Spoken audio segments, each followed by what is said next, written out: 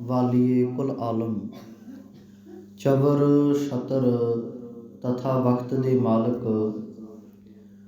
धन धन श्री गुरु ग्रंथ साहिब जी महाराज, तिन्हां दी पावन पवित्र मुकद्दस हजूरी दे विच सुभाईमान गुरु प्यारे खालसा साध संगत जीओ, वडभागे हाँ अपने ਸਵਾਸਾਂ रूपी पूंजी ਨੂੰ गुरु कीਆਂ ਵਡਿਆਈਆਂ ਦੇ ਨਾਲ ਜੋੜ ਕੇ ਸਫਲਾ ਪਏ ਕਰ ਰਹੇ ਹਾਂ। ਆਓ ਗੁਰ ਮਿਲ ਚੱਜ ਅਚਾਰ ਸਿੱਖ, ਤੁਧ ਕਦੇ ਨਾ ਲੱਗੈ ਦੁੱਖ।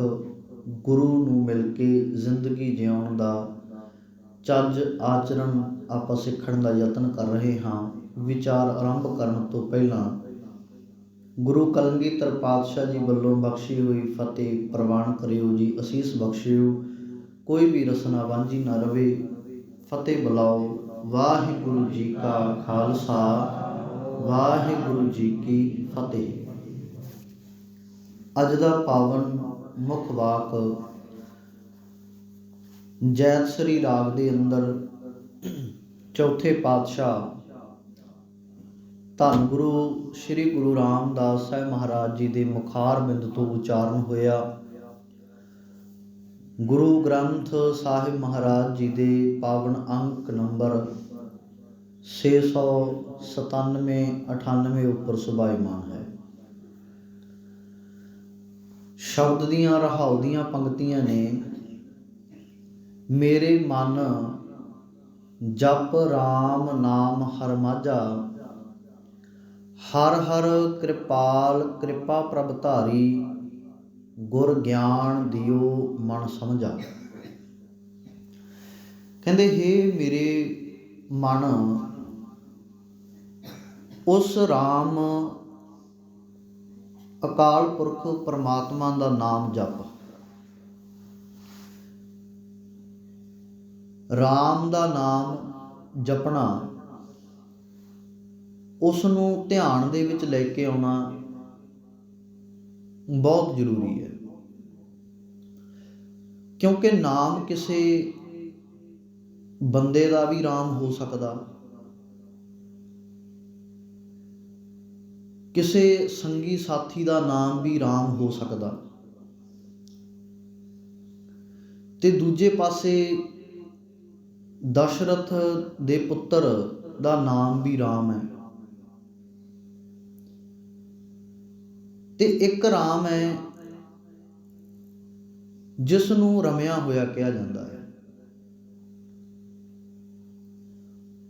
ਹੁਣ ਜਪਣਾ ਕਿਹੜਾ ਹੈ?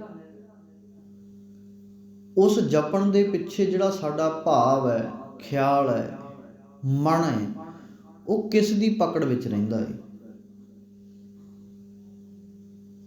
ਸਤਿਗੁਰੂ ਬਾਣੀ ਦੇ ਵਿੱਚ ਹੀ ਸਮਝਾਉਂਦੇ ਨੇ, ਕਹਿੰਦੇ ਸਭੈ ਕਟ ਰਾਮ ਬੋਲੇ, ਰਾਮਾ ਬੋਲੇ, ਰਾਮ ਬਿਨਾ ਕੋ ਬੋਲੇ ਰੇ।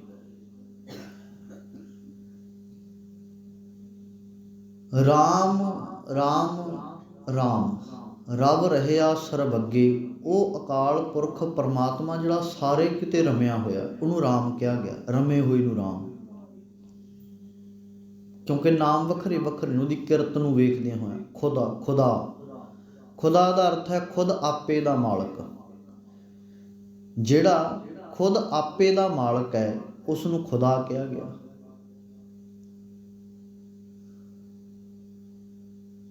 ਉਹ ਰਹੀਮ ਹੈ, ਰਹਿਮਤਾਂ ਕਰਨ ਵਾਲਾ ਹੈ, ਉਸ ਨੂੰ ਰਹੀਮ ਕਹਿ ਦਿੱਤਾ। ਉਹ ਕਰੀਮ ਹੈ, ਕਰਮ ਬਖਸ਼ੰਦ ਹੈ। ਉਹ ਹਰ ਹੈ। ਸਾਡੇ ਅੰਦਰੋਂ ਹਰ ਦਾ ਅਰਥ ਹੈ ਨਾ, ਜਿਹੜਾ ਅੱਖਰੀ ਅਰਥ ਉਹਦਾ ਨਾਮ ਹੈ, ਉਹਦਾ ਅਰਥ ਹੈ ਚੋਰ। ਹਰ ਦਾ ਅਰਥ ਹੈ ਚੋਰ। ਹੁਣ ਚੋਰ ਕੀ ਕਰਦਾ? ਚੋਰ ਦਾ ਇੱਕ ਇਹ ਕਹਿ ਲਓ ਵੀ ਚੋਰੀ ਕਰਨ ਦਾ ਜਿਹੜਾ ਢੰਗ ਹੈ ਨਾ, ਵੀ ਉਹ ਦੂਜੇ ਦੀਆਂ ਚੀਜ਼ਾਂ ਨੂੰ ਚੁਰਾ ਲੈਂਦਾ, ਸਾਰਾ ਕੁਝ ਇਕੱਠਾ ਕਰਕੇ ਲੈ ਜਾਂਦਾ। ਬੰਦੇ ਨੂੰ ਪਤਾ ਵੀ ਨਹੀਂ ਲੱਗਦਾ, ਸਵੇਰ ਹੁੰਦੇ ਪਤਾ ਲੱਗਦਾ ਵੀ ਲੁੱਟੇ ਗਏ। ਪਰ ਜਿਹੜਾ ਇੱਥੇ ਪਰਮਾਤਮਾ ਦਾ ਲਖਾਇਕ ਹਰ ਆਇਆ ਨਾ, ਇਹਦਾ ਅਰਥ ਹੈ ਚੋਰ। ਚੋਰ ਕਿਹੜਾ? ਇਹ ਵੀ ਸ਼ੁੱਧ ਭਾਵਨਾ। ਐਸਾ ਚੋਰ ਵੀ ਕਿਸੇ ਨੇ ਨਹੀਂ ਵੇਖਿਆ ਕਦੇ। ਉਹ ਐਸਾ ਚੋਰ ਹੈ ਵੀ ਮਨੁੱਖ ਦੇ ਸਰੀਰ ਦੇ ਵਿੱਚ ਜਦੋਂ ਉਹ ਆਉਂਦਾ ਏ, ਇਹਦੇ ਵਿੱਚੋਂ ਔਗਣਾਂ ਨੂੰ ਚੁਰਾ ਲੈਂਦਾ ਏ, ਚੋਰੀ ਕਰ ਲੈਂਦਾ ਏ, ਪਰ ਨਾਲ ਨਾਲ ਇਹਨੂੰ ਔਗਣਾਂ ਤੋਂ ਛੁਟਕਾਰਾ ਪਾ ਕੇ ਗੁਣ ਬਖਸ਼ ਦਿੰਦਾ ਏ। ਇਹ ਤਾਂ ਸੱਚਾ ਚੋਰ ਹੈ, ਇਹ ਸੱਚੀ ਚੋਰੀ ਹੈ ਵੀ ਔਗਣਾਂ ਨੂੰ ਚੁਰਾ ਕੇ, ਸਾਡੀਆਂ ਬੁਰਾਈਆਂ ਨੂੰ ਚੁਰਾ ਕੇ ਸਾਡੇ ਅੰਦਰ ਗੁਣਾਂ ਦਾ ਵਾਸਾ ਕਰ ਦਿੰਦਾ ਹੈ, ਗੁਣ ਭਰ ਦਿੰਦਾ ਹੈ। ਤੇ ਸਤਿਗੁਰੂ ਪਾਤਸ਼ਾਹ ਜੀ ਕੀ ਕਹਿੰਦੇ, ਜਿਹੜਾ ਗੁਰਮੁਖ ਹੈ ਗੁਣ ਗਾਵਤ ਹੱਸਿਆ, ਗੁਣਾਂ ਨੂੰ ਗਾਉਂਦਾ ਹੋਇਆ ਉਹ ਹੱਸਦਾ ਹੈ, ਜਿਹੜਾ ਗੁਰੂ ਵੱਲ ਹੋ ਗਿਆ। ਇਵੇਂ ਰਾਮ ਹੈ, ਕਹਿੰਦੇ ਉਸ ਰਾਮ ਪਰਮਾਤਮਾ ਨੂੰ ਜਪ ਜਿਹੜਾ ਸਾਰੇ ਕਿਤੇ ਰਮਿਆ ਹੋਇਆ ਹੈ। ਉਸ ਰਾਮ ਰਮੇ ਹੋਏ ਪਰਮਾਤਮਾ ਤੋਂ ਬਿਨਾਂ ਕੁਝ ਵੀ ਖਾਲੀ ਨਹੀਂ।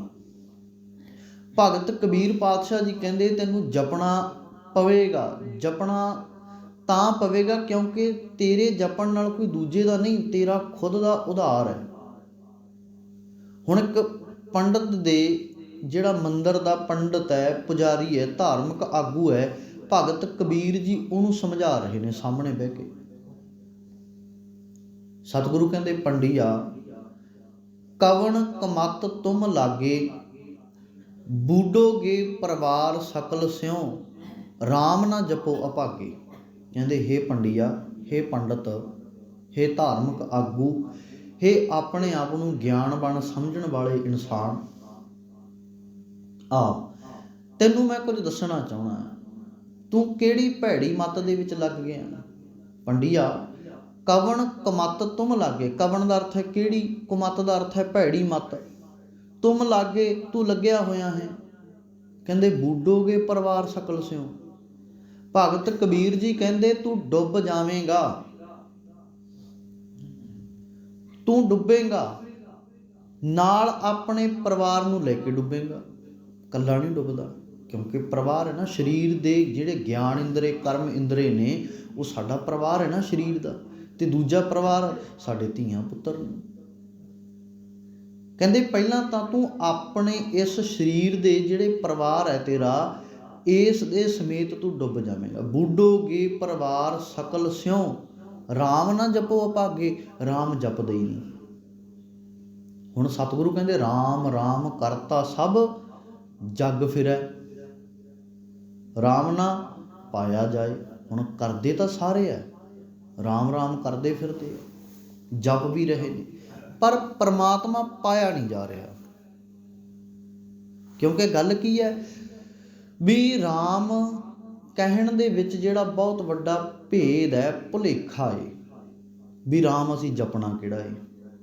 ਜਦੋਂ ਇਹ ਪਤਾ ਲੱਗ ਗਿਆ ਫਿਰ ਤੇ ਪਤਾ ਲੱਗ ਜਾਵੇ ਨਾ, ਜਿਹੜਾ ਸਾਰਾ ਸੰਸਾਰ ਹੈ, ਜਗਤ ਹੈ, ਇਹ ਤਾਂ ਹੈ ਹੀ ਭਿਖਾਰੀ,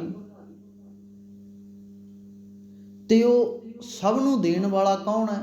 ਰਾਮ, ਜਿਹੜਾ ਸਭ ਨੂੰ ਦੇ ਰਿਹਾ, ਕਿਸੇ ਇੱਕ ਫਿਰਕੇ ਨੂੰ ਨਹੀਂ, ਕਿਸੇ ਇੱਕ ਤਬਕੇ ਨੂੰ ਨਹੀਂ, ਕਿਸੇ ਇੱਕ ਰਾਜ ਦੇ ਰਹਿੰਦਿਆਂ ਇੱਕ ਰਾਜ ਦੇ ਅਧੀਨਗੀ ਦੇ ਵਿੱਚ ਨਹੀਂ, ਉਹ ਤਾਂ ਸਭ ਨੂੰ ਦੇ ਰਿਹਾ। ਇੱਥੇ ਤਾਂ ਜਗਤ ਭਿਖਾਰੀ ਫਿਰਤ ਹੈ ਸਭ ਕੋ ਦਾਤਾ ਰਾਮ, ਜਗਤ ਭਿਖਾਰੀ ਹੈ, ਸੰਸਾਰ ਫਿਰਦਾ ਹੈ, ਤੇ ਸਾਰਿਆਂ ਨੂੰ ਦੇਣ ਵਾਲਾ ਕੌਣ ਹੈ?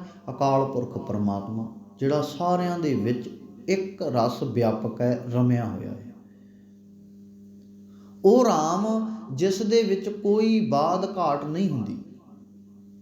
ਹੁਣ ਭਗਤ ਕਬੀਰ ਜੀ ਦਾ ਇੱਥੇ ਸਮਝਾਉਣ ਦਾ ਅਰਥ ਕੀ ਹੈ? ਉਹ ਕਹਿੰਦੇ ਵੀ ਤੂੰ ਦੂਜਿਆਂ ਨੂੰ ਤਾਂ ਸਿਖਾ ਰਿਹਾ ਪਰ ਤੂੰ ਆਪ ਜਪਦਾ ਨਹੀਂ, ਤੂੰ ਦੂਜਿਆਂ ਨੂੰ ਤਾਂ ਦੱਸ ਰਿਹਾ ਆਪ ਜਪਦਾ ਨਹੀਂ। ਕਹਿੰਦੇ ਇਸ ਕਰਕੇ ਡੁੱਬ ਜਾਵੇਂਗਾ। ਹੁਣ ਭੈੜੀ ਮੱਤ ਕੀ ਲੱਗੀ ਹੈ? ਕਹਿੰਦੇ ਜੀ ਵਧੋ ਸੋ ਧਰਮ ਕਰ ਥਾਪੋ, ਅਧਰਮ ਕਹੋ ਕਤ ਭਾਈ। ਕਹਿੰਦੇ ਜੀ ਵਧੋ ਸੋ ਧਰਮ ਕਰ ਥਾਪੋ। ਹੁਣ ਕਹਿੰਦੇ ਜਦੋਂ ਤੂੰ ਮੰਦਰ ਦੇ ਵਿੱਚ ਮੂਰਤੀ ਦੇ ਸਾਹਮਣੇ ਲਿਆ ਕੇ ਕਿਸੇ ਜਾਨਵਰ ਦੀ ਬਲੀ ਦਿੰਦਾ ਏ, ਉਸ ਨੂੰ ਮੌਤ ਦੇ ਘਾਟ ਉਤਾਰਦਾ ਏ, ਕਹਿੰਦੇ ਉਹਨੂੰ ਤੂੰ ਧਰਮ ਕਹਿੰਦਾ ਵੀ ਇਹ ਧਰਮ ਕਰਮ ਹੈ। ਕਿਸੇ ਜੀਵ ਦੀ ਬਲੀ ਦੇ ਕੇ ਦੇਵੀ ਦੇਵਤੇ ਨੂੰ ਖੁਸ਼ ਕਰਨਾ ਜਾਂ ਪਰਮਾਤਮਾ ਨੂੰ ਖੁਸ਼ ਕਰਨਾ, ਤੂੰ ਕਹਿਣਾ ਵੀ ਇਹਨੂੰ ਤੂੰ ਧਰਮ ਕਹਿਣਾ। ਫਿਰ ਅਧਰਮ ਕਿਹੜਾ, ਇਹ ਵੀ ਦੱਸ ਦੇ ਨਾ। ਵੀ ਜੇ ਇਹ ਧਰਮ ਹੈ, ਵੀ ਧਰਮ ਦੇ ਨਾਂ ਦੇ ਉੱਤੇ ਤੂੰ ਬਲੀ ਦੇ ਰਿਹਾ, ਫਿਰ ਅਧਰਮ ਕੀ ਹੈ, ਇਹ ਵੀ ਦੱਸ ਨਾ। ਕੱਲਾ ਧਰਮ ਦੱਸ ਰਿਹਾ ਤੂੰ, ਅਧਰਮ ਦੱਸ ਨਹੀਂ ਰਿਹਾ। ਜਿਹੜਾ ਤੂੰ ਕੰਮ ਕਰੇ ਉਹ ਧਰਮ, ਜਿਹੜਾ ਕੋਈ ਹੋਰ ਆਪਣੇ ਪੇਟ ਪੂਰਤੀ ਦੇ ਲਈ ਕਰੇ ਉਹ ਅਧਰਮ ਕਿਵੇਂ ਹੋ ਗਿਆ। ਆਪਸ ਕੋ ਮੁਨੀਵਰ ਕਰ ਥਾਪੋ, ਆਪਣੇ ਆਪ ਨੂੰ ਸ੍ਰੇਸ਼ਟ, ਵੀ ਮੇਰੇ ਵਰਗਾ ਧਰਮੀ ਬੰਦਾ ਕੋਈ ਨਹੀਂ, ਮੈਂ ਸ੍ਰੇਸ਼ਟ ਹਾਂ, ਮੈਂ ਰੱਬ ਦਾ ਪੁਜਾਰੀ ਹਾਂ, ਮੈਂ ਰੱਬ ਦੇ ਨੇੜੇ ਹਾਂ, ਤੁਹਾਡੀਆਂ ਸਾਰੀਆਂ ਸਮੱਸਿਆਵਾਂ ਦਾ ਹੱਲ ਮੈਂ ਕਰਵਾਵਾਂਗਾ। ਆਪਸ ਕੋ ਮੁਨੀਵਰ ਕਰ ਥਾਪੋ, ਕਾਕੋ ਕਹੋ ਕਸਾਈ, ਕਹਿੰਦੇ ਫਿਰ ਕਸਾਈ ਕੌਣ ਹੈ। ਜੇਕਰ ਤੂੰ ਧਰਮ ਦੇ ਨਾਂ 'ਤੇ ਜਾਨਵਰ ਵੱਢ ਕੇ ਬਲੀ ਦਾ ਢੋਂਗ ਕਰ ਰਿਹਾ ਹੈ, ਤੂੰ ਇਸ ਨੂੰ ਧਰਮ ਕਹਿ ਰਿਹਾ। ਫਿਰ ਇੱਕ ਇਨਸਾਨ ਜਿਹੜਾ ਦੂਜੇ ਪਾਸੇ ਜਾਨਵਰ ਵੱਢ ਕੇ ਆਪਣਾ ਤੇ ਆਪਣੇ ਪਰਿਵਾਰ ਦਾ ਢਿੱਡ ਪਾਲ ਰਿਹਾ, ਉਸ ਮਾਸ ਨੂੰ ਵੇਚ ਕੇ, ਫਿਰ ਉਹ ਧਰਮੀ ਕਿਵੇਂ ਹੋ ਗਿਆ, ਉਹ ਕਸਾਈ ਕਿਵੇਂ ਹੋ ਗਿਆ। ਫਿਰ ਤੂੰ ਵੀ ਕਸਾਈ ਹੈ, ਉਹ ਵੀ ਕਸਾਈ ਹੈ। ਜੇਕਰ ਤੂੰ ਮੁਨੀਵਰ ਆ, ਫਿਰ ਉਹ ਵੀ ਮੁਨੀਵਰ ਹੈ। ਇਸ ਕਰਕੇ ਸਖਤ ਸ਼ਬਦਾਂ ਦੇ ਵਿੱਚ ਭਗਤ ਕਬੀਰ ਜੀ ਨੇ, ਵਾਰ-ਵਾਰ ਬਾਣੀ ਦੇ ਵਿੱਚ ਭਗਤ ਰਵਿਦਾਸ ਜੀ ਨੇ, ਸਾਰੇ ਹੀ ਭਗਤ ਸਾਹਿਬਾਨਾਂ ਨੇ, ਗੁਰੂ ਸਾਹਿਬਾਨ ਜੀ ਨੇ ਸਮਝਾਇਆ ਏ ਵੀ ਕਰਮ ਤੁਸੀਂ ਆਪਣੀ ਜੀਵਨ ਦੇ ਵਿੱਚ ਜਪਣ ਵਾਲਾ ਜਿਹੜਾ ਕਰਨਾ ਨਾ, ਉਹ ਉਸ ਮਾਲਕ ਨੂੰ ਖਿਆਲ ਦੇ ਵਿੱਚ ਲੈ ਕੇ ਆਉਣਾ ਜਿਹਦੀ ਅੰਸ਼ ਹਾਂ ਅਸੀਂ, ਜਿਹਦੀ ਹੋਂਦ ਦੇ ਸਹਾਰੇ ਅਸੀਂ ਤੇ ਸੰਸਾਰ ਟਿਕਿਆ ਹੋਇਆ ਹੈ, ਚੱਲ ਰਿਹਾ ਹੈ, ਉਸ ਨੂੰ ਚੇਤੇ ਵਿੱਚ ਲੈ ਕੇ ਆਉਣਾ। ਫੇਰ ਹੀ ਸਤਿਗੁਰੂ ਪਾਤਸ਼ਾਹ ਜੀ ਬਖਸ਼ਿਸ਼ ਕਰਨਗੇ, ਮਿਹਰ ਕਰਨਗੇ। ਹਰ ਹਰ ਕਿਰਪਾਲ ਕਿਰਪਾ ਪ੍ਰਭ ਧਾਰੀ, ਉਸ ਕਿਰਪਾਲੂ ਦਿਆਲੂ ਪਰਮਾਤਮਾ ਜੀ ਨੇ ਕਿਰਪਾ ਧਾਰ ਦਿੱਤੀ, ਬਖਸ਼ਿਸ਼ ਕਰ ਦਿੱਤੀ, ਰਹਿਮਤ ਕੀ, ਕਹਿੰਦੇ ਗੁਰ ਗਿਆਨ ਦਿਓ ਮਨ ਸਮਝਾ। ਉਸ ਅਕਾਲ ਪੁਰਖ ਦਾਤੇ ਨੇ ਗਿਆਨ ਗੁਰੂ ਸਾਨੂੰ ਬਖਸ਼ ਦਿੱਤਾ, ਸੱਚਾ ਗਿਆਨ ਗੁਰੂ ਬਖਸ਼ ਦਿੱਤਾ, ਜਿਸ ਦੇ ਨਾਲ ਹੁਣ ਮੇਰਾ ਮਨ ਹੈ ਜਿਹੜਾ ਉਹ ਇਸ ਸੱਚੇ ਨਾਮ ਦੇ ਵਿੱਚ ਸਮਝ ਗਿਆ ਹੈ, ਪਤੀਜ ਗਿਆ ਹੈ, ਜੁੜ ਗਿਆ ਹੈ। ਹੁਣ ਸਤਿਗੁਰੂ ਉਦਾਹਰਨ ਦਿੰਦੇ ਨੇ, ਕਹਿੰਦੇ ਜਿਨ੍ਹਾਂ ਦਾ ਮਨ ਪਰਮਾਤਮਾ ਦੇ ਨਾਮ ਦੇ ਵਿੱਚ ਜੁੜਿਆ ਨਹੀਂ, ਜਿਹੜੇ ਬੇਮੁਖ ਨੇ, ਜਿਹੜੇ ਕੁਸੰਗਤ ਵਿੱਚ ਜੁੜੇ ਹੋਏ ਨੇ, ਜਿਹੜੇ ਮੰਦੇ ਕਰਮਾਂ ਵਾਲੇ ਲੋਕਾਂ ਦੇ ਨਾਲ ਉੱਠਦੇ ਬਹਿੰਦੇ ਨੇ, ਬੁਰਾਈਆਂ ਕਰਦੇ ਨੇ, ਬੁਰਾਈਆਂ ਦੇ ਵਿੱਚ ਜੁੜੇ ਹੋਏ ਨੇ, ਕਹਿੰਦੇ ਉਹਨਾਂ ਦਾ ਹਾਲਾਤ ਕੀ ਨੇ ਉਹਨਾਂ ਦੇ, ਕਿਉਂਕਿ ਮਨ ਤਾਂ ਜੁੜਿਆ ਨਹੀਂ ਰੱਬ ਦੇ ਨਾਲ, ਪਰਮਾਤਮਾ ਦੇ ਨਾਲ, ਉਸ ਨਾਮ ਦੇ ਨਾਲ। ਜਿਸ ਪਰਮਾਤਮਾ ਨੇ ਹਰੇਕ ਸਵਾਸ ਦੇ ਨਾਲ ਤੇਰੀ ਸੰਭਾਲ ਕਰਨੀ ਹੈ, ਤੇਰਾ ਫਰਜ਼ ਬਣਦਾ ਹਰੇਕ ਸਵਾਸ ਦੇ ਨਾਲ ਤੂੰ ਵੀ ਉਸ ਮਾਲਕ ਨੂੰ ਯਾਦ ਕਰ, ਕਿਉਂਕਿ ਜਿਹੜਾ ਸਾਨੂੰ ਦੇ ਰਿਹਾ ਹੈ ਉਸ ਦਾਤੇ ਨੂੰ ਮਨ ਦੇ ਵਿੱਚੋਂ ਨਾ ਵਿਸਾਰੀਏ। ਜਿਨ ਤੂੰ ਸਾਜ ਸਵਾਰ ਸ਼ਿੰਗਾਰਿਆ, ਗਰਭ ਅਗਨ ਮਹਿ ਜਿਨੇ ਉਭਾਰਿਆ। ਜਿਸ ਮਾਲਕ ਨੇ ਤੇਰੀ ਸਾਜਨਾ ਕੀਤੀ, ਪ੍ਰਤ ਪਾਲਣਾ ਕੀਤੀ ਹੈ, ਗਰਭ ਅਗਨ ਦੇ ਵਿੱਚ ਜਿਹਨੇ ਤੈਨੂੰ ਸੰਭਾਲ ਕੇ ਰੱਖਿਆ, ਉਸ ਮਾਲਕ ਪਰਮਾਤਮਾ ਜੀ ਨੂੰ ਮਨ ਤੋਂ ਨਾ ਵਿਸਾਰੀ, ਉਸ ਨੂੰ ਹਮੇਸ਼ਾ ਚੇਤਾ ਰੱਖੀ ਕਿ ਸ਼ੁਕਰ ਹੈ ਦਾਤਾ ਵੀ ਤੂੰ ਮੈਨੂੰ ਇਸ ਸੋਹਣੇ ਸੰਸਾਰ ਦੇ ਵਿੱਚ ਪੈਦਾ ਕੀਤਾ ਹੈ। ਪਹਿਲਾਂ ਤਾਂ ਮੇਰੀ ਕੋਈ ਔਕਾਤ ਨਹੀਂ ਸੀ ਵੀ ਮੈਂ ਇਸ ਸੰਸਾਰ ਦੇ ਵਿੱਚ ਅੱਖਾਂ ਵੀ ਖੋਲ੍ਹ ਲੈਂਦਾ। ਹੋ ਸਕਦਾ ਸੀ ਪਾਤਸ਼ਾਹ ਬੜੇ ਇਸ ਸ੍ਰਿਸ਼ਟੀ ਸੰਸਾਰ ਦੇ ਵਿੱਚ ਲੋਕ ਜਿਹੜੇ ਪੈਦਾ ਹੁੰਦੇ ਨੇ, ਉਹ ਪੈਦਾ ਹੋਣ ਸਾਰ ਇਸ ਧਰਤੀ 'ਤੇ ਅੱਖਾਂ ਵੀ ਨਹੀਂ ਖੋਲ੍ਹ ਪਾਉਂਦੇ, ਮਰ ਜਾਂਦੇ ਨੇ।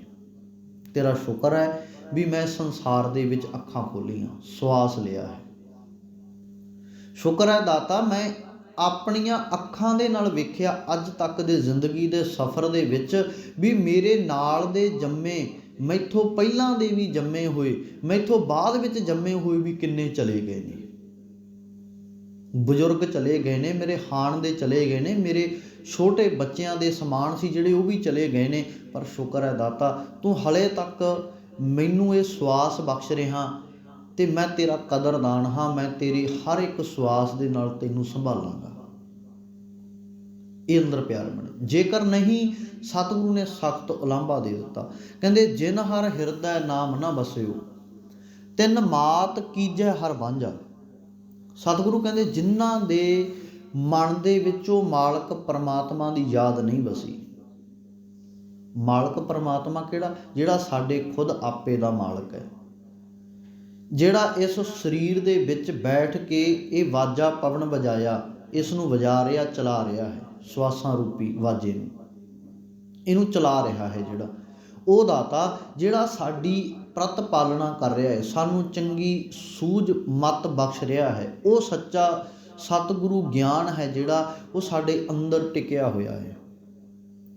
ਕਹਿੰਦੇ ਜੇਕਰ ਉਹ ਸਾਡੇ ਅੰਦਰ ਨਾ ਟਿਕਿਆ, ਨਾ ਉਜਾਗਰ ਹੋਇਆ, ਨਾ ਪ੍ਰਗਟ ਹੋਇਆ, ਕਹਿੰਦੇ ਫਿਰ ਤਾਂ ਇਸ ਤੋਂ ਚੰਗਾ ਸੀ ਵੀ ਤੇਰੇ ਹਿਰਦੇ ਵਿੱਚ ਨਾਮ ਦੀ ਥਾਂ ਦੇ ਉੱਤੇ ਬੁਰਾਈਆਂ ਨੇ ਜਨਮ ਲੈ ਲਿਆ। ਕਹਿੰਦੇ ਚੰਗਾ ਸੀ ਵੀ ਤੂੰ ਇਸ ਧਰਤੀ ਦੇ ਉੱਤੇ ਜਨਮ ਹੀ ਨਾ ਲੈਂਦਾ। ਤੇਰੀ ਮਾਂ ਦੀ ਜਿਹੜੀ ਕੁੱਖ ਹੈ ਨਾ ਉਹ ਖਾਲੀ ਰਹਿ ਜਾਂਦੀ। ਚੰਗਾ ਸੀ ਤੇਰੇ ਜੰਮਣ ਦੇ ਨਾਲੋਂ ਤਾਂ ਚੰਗਾ ਸੀ ਵੀ ਤੂੰ ਇਸ ਸੰਸਾਰ ਦੇ ਵਿੱਚ ਆਉਂਦਾ ਹੀ ਨਾ, ਕਿਉਂਕਿ ਆਇਆ ਤਾਂ ਮਾਂ ਦੀ ਕੁੱਖ ਦੇ ਦੁਆਰਾ ਨਾ। ਇਸ ਕਰਕੇ ਉਲਾਮਾ ਮਾਂ ਨੂੰ ਦੇਖ ਭਲਿਆ ਤੇਰੇ ਇਸ ਕਾਰਨ ਕਰਕੇ ਇੱਕ ਮਾਂ ਨੂੰ ਉਲਾਂਭਾ ਗਿਆ, ਇੱਕ ਮਾਂ ਦੀ ਕੁੱਖ ਨੂੰ ਉਲਾਂਭਾ ਗਿਆ ਕਿ ਉਹ ਮਾਂ ਬਾਂਝ ਰਹਿ ਜਾਂਦੀ ਵੀ ਤੇਰੇ ਵਰਗਾ ਜਿਹੜਾ ਨਖੱਟੂ ਜੰਮਿਆ ਹੈ। ਜਿਨ ਹਰ ਹਿਰਦੈ ਨਾਮ ਨਾ ਬਸਿਓ ਤਿਨ ਮਾਤ ਕੀਜੈ ਹਰ ਬਾਂਝਾ। ਕਹਿੰਦੇ ਜਿਨ੍ਹਾਂ ਦੇ ਹਿਰਦੇ ਵਿੱਚ ਨਾਮ ਨਹੀਂ ਨਾ ਵਸਿਆ ਉਹਨਾਂ ਦੀ ਜਿਹੜੀ ਦੇਹੀ ਹੈ ਉਹ ਡਰਾਉਣੀ ਹੋ ਜਾਂਦੀ ਹੈ। ਉਹ ਫਿਰ ਦੂਜਿਆਂ ਨੂੰ ਨਹੀਂ, ਉਹ ਮਨੁੱਖ ਆਪਣੇ ਆਪ ਨੂੰ ਵੀ ਡਰਾਉਂਦੀ ਰਹਿੰਦੀ ਹੈ। ਤੈਨੂੰ ਸੁਣੀ ਦੇ ਫਿਰੈ ਬਿਨ ਨਾਮੈ ਓਏ ਖੱਪ ਖੱਪ ਮੂਏ ਕਰਾਂਜਾ। ਉਹ ਦੇਹੀ ਸੁੰਨੀ ਹੈ ਜਿਹੜੀ ਬਸ ਇੱਕ ਤੁਰੀ ਫਿਰਦੀ ਹੈ, ਹੋਰ ਕੁਝ ਵੀ ਨਹੀਂ। ਸਿਰਫ ਉਹ ਦੇਹੀ ਸੁੰਨੀ ਹੈ ਜਿਹੜੀ ਇਸ ਸੰਸਾਰ ਦੇ ਵਿੱਚ ਤੁਰੀ ਫਿਰਦੀ। ਹੁਣ ਕਰਦਾ ਕੀ ਇਹ ਬੰਦਾ? ਭਾਈ ਗੁਰਦਾਸ ਜੀ ਦੱਸਦੇ ਨੇ, ਕਹਿੰਦੇ ਬੰਦਾ ਕੋਸ਼ਿਸ਼ ਕਰਦਾ ਹੈ ਵੀ ਸ਼ਾਇਦ ਵੀ ਜਿਹੜਾ ਮੈਂ ਹੈ ਨਾ ਇਸ ਸੰਸਾਰ ਸਮੁੰਦਰ ਦੇ ਵਿੱਚੋਂ ਪਾਰ ਲੰਘਣ ਦੇ ਲਈ ਕੀ ਕਰਦਾ ਵੀ ਸ਼ਾਇਦ ਮੈਂ ਪਾਰ ਲੰਘਣਾ, ਤੇ ਪਾਰ ਲੰਘਣ ਦੇ ਲਈ ਜਿਹੜਾ ਉਪਰਾਲਾ ਹੈ ਉਹ ਇਹ ਕਰਦਾ। ਕਹਿੰਦੇ ਵੀ ਭੇਡ ਦੀ ਪੂਛ ਨੂੰ ਫੜ ਕੇ ਪਾਰ ਲੰਘਣ ਦਾ ਯਤਨ ਕਰਦਾ। ਭੇਡਾਂ ਪੂਛਲ ਲੱਗਿਆ ਕਿਉਂ ਪਾਰ ਲੰਘੀ ਹੈ? ਭਾਈ ਗੁਰਦਾਸ ਜੀ ਕਹਿੰਦੇ ਪਰ ਭੈੜੀ ਮੱਤ ਦੇ ਪਿੱਛੇ ਲੱਗ ਕੇ ਕਦੇ ਵੀ ਇਹ ਸੰਸਾਰ ਸਮੁੰਦਰ ਤੋਂ ਪਾਰ ਨਹੀਂ ਲੰਘਿਆ ਜਾ ਸਕਦਾ। ਕੋਈ ਨਦੀ ਦੇ ਵਿੱਚ ਦੀ ਲੰਘਣ ਦਾ ਯਤਨ ਕਰੇ ਵੀ ਭੇਡ ਦੀ ਪੂਛ ਫੜ ਕੇ ਲੰਘ ਜਾਵਾਂ, ਉਹ ਤਾਂ ਆਪ ਉਸ ਵਿੱਚ ਗੋਤੇ ਖਾਵੇਗੀ, ਡੁੱਬ ਜਾਵੇਗੀ। ਕਹਿੰਦੇ ਇਹੀ ਹਾਲਤ ਤੇਰੀ ਹੋਵੇਗੀ। ਇਸ ਸੰਸਾਰ ਸਮੁੰਦਰ ਨੂੰ ਪਾਰ ਲੱਗਣ ਦੇ ਲਈ ਜਿਹੜੀ ਭੇਡ ਵਾਲੀ ਮੱਤ ਹੈ ਨਾ, ਮੱਤ ਹੈ ਤੇਰੀ, ਉਹ ਮੱਤ ਨੂੰ ਬਦਲ, ਉਸ ਮੱਤ ਨੂੰ ਛੱਡ ਕੇ ਚੰਗੇਰੀ ਮੱਤ ਨੂੰ ਗ੍ਰਹਿਣ ਕਰ, ਜਿਹਦੇ ਨਾਲ ਤੇਰਾ ਪਾਰ ਉਤਾਰਾ ਹੋ ਸਕੇ। ਨਹੀਂ ਤੇ ਜਿਹੜੀ ਮੱਤ ਹੈ ਭੇਡ ਮੱਤ, ਉਸ ਦੇ ਮਗਰ ਲੱਗਿਆ ਤੇ ਉਸ ਦੇ ਮਗਰ ਲੱਗਿਆ ਤਾਂ ਖੂਹ ਦੇ ਵਿੱਚ ਡਿੱਗਣ ਵਾਲਾ ਕੰਮ ਹੈ। ਭੇਡੈ ਪੂਛਲ ਲੱਗਿਆ ਕਿਉਂ ਪਾਰ ਲੰਘੀ ਹੈ ਭੂਤੇ ਕੇਰੀ ਦੋਸਤੀ ਨਿਤ ਸਹਿਸਾ ਜੀ ਹੈ। ਹੁਣ ਜਿਨ੍ਹਾਂ ਦਾ ਸੰਬੰਧ ਹੀ ਜੀਵਨ ਦੇ ਵਿੱਚ ਬੁਰਾਈਆਂ ਦੇ ਨਾਲ ਹੈ, ਕਿਉਂਕਿ ਨਾਮ ਤੋਂ ਬਿਨਾਂ ਵੀ ਮਨੁੱਖ ਜਿਹੜੇ ਨੇ ਉਹ ਭੂਤ ਨੇ। ਉਹਨਾਂ ਦਾ ਜੀਵਨ ਹੈ ਜਿਹੜਾ ਉਹ ਬਿਲਕੁਲ ਭੂਤਾਂ ਵਾਲਾ ਹੈ। ਉਹਨਾਂ ਦੇ ਜੀਵਨ ਦੇ ਵਿੱਚ ਕੋਈ ਵੀ ਟਿਕਾ ਨਹੀਂ, ਕਿਉਂਕਿ ਉਹਨਾਂ ਨੇ ਕੀਤੀਆਂ ਬੁਰਾਈਆਂ ਨੇ, ਤੇ ਉਹ ਬੁਰਾਈਆਂ ਨੇ ਜਿਹੜੀਆਂ ਉਹ ਬੁਰਾਈਆਂ ਹੀ ਉਹਨਾਂ ਨੂੰ ਲੈ ਕੇ ਬਹਿ ਜਾਂਦੀਆਂ ਨੇ। ਭਗਤ ਕਬੀਰ ਪਾਤਸ਼ਾਹ ਜੀ ਬਖਸ਼ਿਸ਼ ਕਰਦੇ ਨੇ ਬਾਣੀ ਦੇ ਅੰਦਰ, ਕਹਿੰਦੇ ਉਹਨਾਂ ਦਾ ਜੀਵਨ ਜਿਹੜਾ ਏ ਉਹ ਇੱਕ ਸ਼ਮਸ਼ਾਨ ਭੂਮੀ ਦੇ ਵਾਂਗੂ ਸਰੀਰ ਹੋ ਜਾਂਦਾ। ਉਹਨਾਂ ਦਾ ਸਰੀਰ ਘਰ ਵੀ ਸ਼ਮਸ਼ਾਨ ਭੂਮੀ ਬਣ ਜਾਂਦਾ, ਕਿਉਂਕਿ ਜਿੱਥੇ ਚੰਗਿਆਈਆਂ ਜਿਹੜੀਆਂ ਮਰ ਜਾਂਦੀਆਂ ਨੇ, ਬੁਰਾਈਆਂ ਜਨਮ ਲੈਂਦੀਆਂ ਨੇ, ਤੇ ਬੁਰਾਈਆਂ ਨੂੰ ਬਾਣੀ ਵਿੱਚ ਕਿਹਾ ਗਿਆ ਭੂਤ। ਇਹ ਤਾਂ ਕਹਿੰਦੇ ਭੂਤ ਵਾਂਗੂ ਹੈ। ਹੁਣ ਭੂਤ ਜਿਹਦੇ ਸਾਹਮਣੇ ਵੀ ਕਹਿ ਦਿੱਤਾ ਉਹ ਡਰ ਜਾਂਦਾ ਬੰਦਾ ਵੀ ਹਾਂ ਭੂਤ। ਭਗਤ ਕਬੀਰ ਪਾਤਸ਼ਾਹ ਜੀ ਕਹਿ ਰਹੇ ਨੇ, ਕਹਿੰਦੇ ਕਬੀਰ ਜਾ ਕਰ ਸਾਧਨਾ ਸੇਵੀਐ ਹਰ ਕੀ ਸੇਵਾ ਨਾਹੀਂ। ਜਿਸ ਹਿਰਦੇ ਘਰ ਦੇ ਵਿੱਚ ਪਰਮਾਤਮਾ ਨੂੰ ਚੇਤੇ ਨਹੀਂ ਕੀਤਾ ਜਾਂਦਾ, ਜਿਸ ਸਰੀਰ ਦੇ ਨਾਲ ਉਸ ਅਕਾਲ ਪੁਰਖ ਪਰਮਾਤਮਾ ਦੀ ਸੇਵਾ ਨਹੀਂ ਕੀਤੀ ਜਾਂਦੀ, ਜਿਸ ਹਿਰਦੇ ਘਰ ਦੇ ਵਿੱਚ, ਜਿਸ ਸਰੀਰ ਦੇ ਵਿੱਚ ਪਰਮਾਤਮਾ ਨੂੰ ਚੇਤਾ ਨਹੀਂ ਕੀਤਾ ਜਾਂਦਾ, ਉਹਦੀ ਸੇਵਾ ਨਹੀਂ ਕੀਤੀ ਜਾਂਦੀ, ਕਹਿੰਦੇ ਉਹ ਕੀ ਆ? ਤੇ ਘਰ ਮਰਹਠ ਸਾਰਖੇ ਭੂਤ ਬਸੈ ਤਿਨ ਮਾਹੇ। ਕਹਿੰਦੇ ਉਹ ਘਰ, ਮਰਹਠ ਦਾ ਅਰਥ ਹੈ ਮਸਾਣ, ਸ਼ਮਸ਼ਾਨ ਘਾਟ। ਸਾਰਖੇ ਦਾ ਅਰਥ ਹੈ ਵਰਗੇ। ਭੂਤ ਬਸੈ ਤਿਨ ਮਾਹੇ, ਕਹਿੰਦੇ ਉਹ ਇੰਜ ਮੰਨ ਲਓ ਵੀ ਜਿਵੇਂ ਸ਼ਮਸ਼ਾਨ ਭੂਮੀ ਦੇ ਵਿੱਚ ਕਿਹਾ ਜਾਂਦਾ ਨਾ ਵੀ ਇੱਥੇ ਭੂਤਾਂ ਦਾ ਵਾਸਾ, ਕਿਉਂਕਿ ਮੁਰਦੇ ਹੀ ਪਏ ਹੁੰਦੇ ਨੇ ਉੱਥੇ, ਜਿਉਂਦਾ ਤਾਂ ਕੋਈ ਹੁੰਦਾ ਨਹੀਂ। ਕਹਿੰਦੇ ਉਵੇਂ ਹੀ ਇਹ ਸਰੀਰ ਵੀ ਬੰਦੇ ਦਾ ਸ਼ਮਸ਼ਾਨ ਘਾਟ ਬਣ ਗਿਆ। ਇਹ ਸ਼ਮਸ਼ਾਨ ਘਾਟ ਬਣ ਗਿਆ। ਇਹਦੇ ਵਿੱਚ ਕੀ ਨੇ? ਮੁਰਦੇ ਰਹਿੰਦੇ ਨੇ। ਤੇ ਮੁਰਦਿਆਂ ਦਾ ਅਰਥ ਕੀ ਹੁੰਦਾ? ਭੂਤ। ਕਹਿੰਦੇ ਇਹ ਸਰੀਰ ਹੀ ਭੂਤ ਬਣ ਗਿਆ ਹੈ ਤੇ ਇਹ ਹੁਣ ਸਰੀਰ ਰੂਪੀ ਭੂਤ ਹਰ ਇੱਕ ਨੂੰ ਡਰਾਉਂਦਾ ਫਿਰਦਾ। ਨਸ਼ੇ ਕਰਕੇ ਆਉਂਦਾ, ਘਰੇ ਬੱਚੇ ਡਰਦੇ ਆ। ਦੇਖੋ ਨਾ, ਇੱਕ ਘਰੇ ਬਾਪ ਜਦੋਂ ਸ਼ਾਮ ਨੂੰ ਮੁੜਦਾ ਆਪਣੇ ਕੰਮਕਾਰ ਦੇ ਉੱਤੋਂ, ਹੱਥ ਦੇ ਵਿੱਚ ਕੁਝ ਲੈ ਕੇ ਆਉਂਦਾ ਵੀ ਮੇਰੇ ਬੱਚੇ ਨੇ ਘਰੇ, ਉਹ ਵੇਖਣਗੇ ਵੀ ਸਾਡਾ ਬਾਪ ਗਿਆ ਸੀ ਤੇ ਆਇਆ ਨਹੀਂ, ਤੇ ਆਵੇਗਾ ਤੇ ਸਾਡੇ ਦੇ ਲਈ ਨਾ ਕੁਛ ਉਹ ਲੈ ਕੇ ਆਵੇਗਾ ਖਾਣ ਦੇ ਲਈ। ਹੁਣ ਉਹ ਜਦੋਂ ਬਾਪ ਆਉਂਦਾ, ਇੱਕ ਕੰਮ ਕਰਨ ਵਾਲਾ ਕਿਰਤੀ ਹੈ ਜਿਹੜਾ ਪਰਿਵਾਰ ਗ੍ਰਸਤੀ ਜੀਵਨ ਦੇ ਵਿੱਚ ਰਹਿ ਕੇ ਚੰਗੇ ਗੁਣਾਂ ਦਾ ਧਾਰਨੀ ਹੋ ਕੇ ਜੀਵਨ ਬਤੀਤ ਕਰਦਾ, ਜਿਹੜਾ ਬੱਚਿਆਂ ਨੂੰ ਵੀ ਪਿਆਰ ਕਰਦਾ, ਮਾਂ ਬਾਪ ਨੂੰ ਵੀ ਪਿਆਰ ਕਰਦਾ, ਆਪਣੇ ਘਰ ਵਾਲੀ ਦਾ ਵੀ ਸਤਿਕਾਰ ਤੇ ਪਿਆਰ ਕਰਦਾ, ਭੈਣਾਂ ਭਰਾਵਾਂ ਨਾਲ ਮਿਲ ਕੇ ਰਹਿੰਦਾ ਏ। ਉਹ ਜਦੋਂ ਬੰਦਾ ਘਰੇ ਆਉਂਦਾ ਨਾ, ਸਾਰਿਆਂ ਨੂੰ ਚਾਅ ਚੜ੍ਹ ਜਾਂਦਾ। ਬੱਚੇ ਭੱਜੇ ਜਾਂਦੇ ਨੇ ਵੀ ਬਾਪੂ ਆ ਗਿਆ, ਬਾਪੂ ਆ ਗਿਆ। ਕੋਈ ਲੱਤ ਨੂੰ ਫੜਦਾ, ਕੋਈ ਹੱਥ ਨੂੰ ਫੜਦਾ। ਜਦੋਂ ਆ ਕੇ ਹਜੇ ਬਹਿੰਦਾ ਮੰਜੇ ਤੇ, ਉਹ ਕਹਿੰਦਾ ਗੋਦੀ ਵਿੱਚ ਮੈਂ ਬੈਠਣਾ, ਉਹ ਕਹਿੰਦਾ ਮੈਂ ਬੈਠਣਾ। ਫਿਰ ਉਹ ਬਾਪੂ ਸਾਰਿਆਂ ਨੂੰ ਆਪਣੀ ਗੋਦੀ ਵਿੱਚ ਬਿਠਾ ਲੈਂਦਾ। ਇਹ ਤਾਂ ਹੈ ਨਾ ਵੀ ਚੰਗਾ ਏ, ਚੰਗੇਰਾ, ਦੇਵਤਾ ਏ ਉਹ। ਤੇ ਦੂਜੇ ਪਾਸੇ ਇੱਕ ਉਹ ਇਨਸਾਨ ਹੈ ਜਿਹੜਾ ਰੱਜਿਆ ਆਉਂਦਾ, ਆਥਣ ਨੂੰ ਲਾ ਕੇ ਦਰਵਾਜ਼ੇ ਵਿੱਚ ਲੱਤ ਮਾਰਦਾ, ਜ਼ੋਰ ਦੀ ਲਲਕਾਰੇ ਮਾਰਦਾ ਆਉਂਦਾ, ਗੇਟ ਭੰਨਦਾ ਆਉਂਦਾ। ਉਹ ਜਿਹੜੇ ਬੱਚੇ ਜਿਹੇ ਜਿਹੇ ਦੂਜੇ ਦੇ ਸੀ, ਉਹੇ ਜਿਹੇ ਇਹਦੇ ਵੀ ਨੇ। ਉਹ ਹੁਣ ਉਹਦੇ ਕੋਲ ਦੀ ਜਾਣ ਬਜਾਏ ਨਾ, ਉਹ ਕਮਰੇ ਦੇ ਬੈਡਾਂ ਥੱਲੇ ਲੁਕ ਜਾਂਦੇ ਨੇ ਵੀ ਇਹਦਾ ਕੀ ਪਤਾ, ਡੱਕੇ ਹੋਏ ਦਾ ਸਾਡੇ ਹੀ ਮਾਰੇ। ਕੁਛ ਪਤਾ ਹੁੰਦਾ ਨਾ ਬੱਚਿਆਂ ਨੂੰ। ਹੁਣ ਬੱਚੇ ਕਿਹੜਾ ਨਿਆਣੇ ਸਮਝਦਾਰ ਹੁੰਦੇ ਨੇ, ਬੱਚੇ ਵੀ। ਉਹ ਦਰਵਾਜ਼ਿਆਂ ਉਹਲੇ ਲੁਕਦੇ ਫਿਰਦੇ ਨੇ। ਆ ਕੇ ਭਾਂਡੇ ਭੰਨਣ ਲੱਗ ਪੈਂਦਾ, ਘਰ ਵਾਲੀ ਦੇ ਮਾਰਦਾ ਚਪੇੜਾਂ 4 ਵੀ ਤੂੰ ਕੀ ਕਰਦੀ ਫਿਰਦੀ ਹੈ। ਮਾਂ ਨੂੰ ਬੁਰਾ ਭਲਾ ਬੋਲਦਾ, ਪਿਓ ਨੂੰ ਬੋਲਦਾ, ਬੁੜਿਆ ਤੂੰ ਚੁੱਪ ਕਰਕੇ ਬਹਿ ਜਾ। ਕਿਉਂ? ਇਹ ਭੂਤ ਹੀ ਹੈ, ਫਿਰ ਹੋਰ ਕੀ ਹੈ। ਦੂਜਾ ਭੂਤ ਕਿਸੇ ਨੇ ਵੇਖਿਆ ਅੱਜ ਤੱਕ? ਜਿਹੜਾ ਲੋਕ ਕਹਿੰਦੇ ਨੇ ਜਾਂ ਜੋ ਕਿਹਾ ਜਾਂਦਾ ਵੀ ਜੀ ਭੂਤ ਹੁੰਦੇ ਨੇ, ਪ੍ਰੇਤਾਂ ਹੁੰਦੀਆਂ ਨੇ, ਇਹ ਹੁੰਦਾ ਉਹ ਹੁੰਦਾ, ਅੱਜ ਤੱਕ ਕਦੇ ਵੇਖਣ ਨੂੰ ਨਹੀਂ ਮਿਲਿਆ। ਦੱਸੋ ਕਿਹਨੇ ਵੇਖਿਆ? ਪ੍ਰਗਟ ਕਰੋ ਸਾਹਮਣੇ। ਇੱਥੇ ਤਾਂ ਤਰਕਸ਼ੀਲਾਂ ਨੇ ਕਿੱਡੇ ਕਿੱਡੇ ਇਨਾਮ ਰੱਖੇ ਪਏ ਨੇ ਵੀ ਕਹਿੰਦੇ ਭੂਤ ਸਾਡੇ ਸਾਹਮਣੇ ਦਿਖਾ ਦਿਓ ਸਾਨੂੰ, ਸਾਡੀ ਸਾਰੀ ਪ੍ਰਾਪਰਟੀ ਜਾਇਦਾਦ 5 ਕਰੋੜ ਤੱਕ ਦਾ ਇਨਾਮ ਲੈ ਜਾਓ। ਹੁਣ ਦਿਖਾਵੇ ਕੌਣ? ਹੋਵੇ ਤਾਂ ਦਿਖਾਵੇ। ਪਰ ਜਿਹੜੇ ਸਿਆਣੇ ਚੰਗੇਰੇ ਇਨਸਾਨ ਨੇ, ਉਹਨਾਂ ਨੇ ਜਿਹੜੀ ਭੂਤਾਂ ਦੀ ਡੈਫੀਨੇਸ਼ਨ ਬਾਹਰ ਕੱਢੀ ਨਾ, ਉਦਾਹਰਨ ਕੱਢੀ, ਗੁਰਬਾਣੀ ਦੇ ਮਹਾਨ ਖਜ਼ਾਨੇ ਨੇ, ਗਿਆਨ ਨੇ, ਜਿਹੜੀ ਭੂਤ ਦੀ ਪਰਿਭਾਸ਼ਾ ਦਿੱਤੀ, ਉਹ ਭੂਤ ਪਰਿਭਾਸ਼ਾ ਦਿੱਤੀ ਵੀ ਬੰਦਾ ਹੀ ਭੂਤ ਬਣ ਜਾਂਦਾ ਜਦੋਂ ਡਰਾਉਣ ਲੱਗ ਪੈਂਦਾ। ਜਦੋਂ ਇਸ ਬੰਦੇ ਤੋਂ, ਇਨਸਾਨ ਤੋਂ ਸਾਰੇ ਡਰਨ ਲੱਗ ਪੈਣ ਵੀ ਨਹੀਂ ਇਹ ਮਾੜਾ ਏ, ਇਹ ਬੇਸ਼ੱਕ ਉਹ ਲੱਖ ਚੰਗਾ ਬਣੀ ਜਾਵੇ, ਪਰ ਉਹਦਾ ਮਾੜਾ ਜਿਹੜਾ ਕਰਮ ਹੈ ਨਾ, ਉਹ ਕਿਤੇ ਨਾ ਕਿਤੇ ਆ ਕੇ ਉਹਦੇ ਨਾਲ ਖੜੀ ਜਾਂਦਾ ਏ ਤੇ ਫਿਰ ਉਹ ਡਰਾਉਣਾ ਹੋ ਜਾਂਦਾ। ਹੁਣ ਕਹਿੰਦੇ ਕੋਈ ਐਸੇ ਭੈੜੇ ਇਨਸਾਨ ਦੀ ਦੋਸਤੀ ਕਰ ਲਵੇ,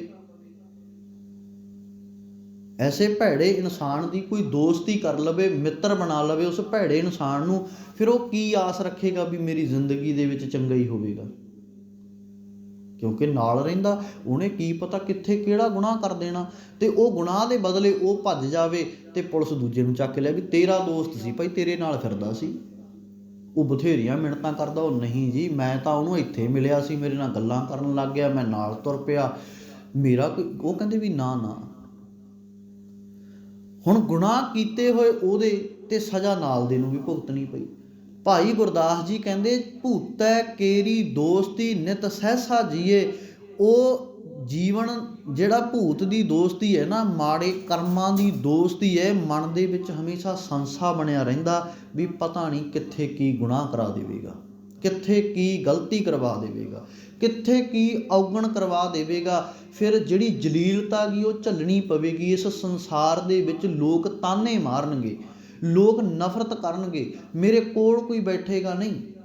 ਇਸ ਕਰਕੇ ਇਹ ਜਿਹੜਾ ਜੀਵਨ ਦੇ ਜ਼ਿੰਦਗੀ ਦੇ ਵਿੱਚ ਭੂਤ ਹੈ ਨਾ ਬੁਰਾਈਆਂ ਦਾ, ਇਹਨੂੰ ਬਾਹਰ ਕੱਢੀਏ। ਜਦੋਂ ਇਹ ਬਾਹਰ ਨਿਕਲ ਗਿਆ ਫਿਰ ਸਾਡੇ ਅੰਦਰ ਚੰਗਿਆਈਆਂ ਜਨਮ ਲੈ ਲੈਣਗੀਆਂ।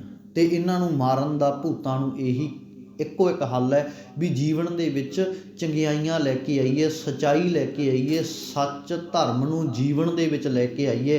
ਫਿਰ ਹੀ ਉਹ ਸੱਚਾ ਅਕਾਲ ਪੁਰਖ ਪਰਮਾਤਮਾ ਸਾਡੇ ਨਾਲ ਮਹਿਸੂਸ ਹੋਵੇਗਾ, ਸਾਨੂੰ ਅੰਦਰੋਂ ਪ੍ਰਗਟ ਹੋ ਪਵੇਗਾ।